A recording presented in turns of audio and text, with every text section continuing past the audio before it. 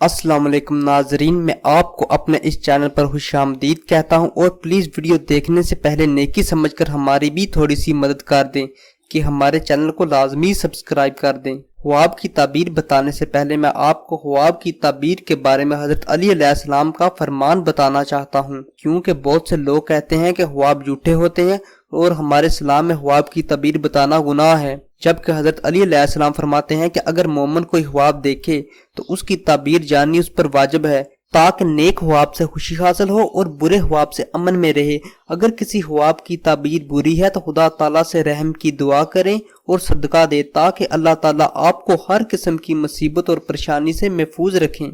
नाजरीन, आज मैं आपको ख्वाब में गोश्त देखने की ताबीरें बताऊंगा। अगर आपने ख्वाब में पका गोश्त देखा है तो ये माल दौलत पाने, आराम और राहत मिलने और काम में बरकत होने की इलामत है। लेकिन अगर आपने ख्वाब में कच्चा गोश्त देखा है तो ये बीमार होने, सख्त मुसीबत में मुब्तला होने और दौलत में कमी होने की इलामत है।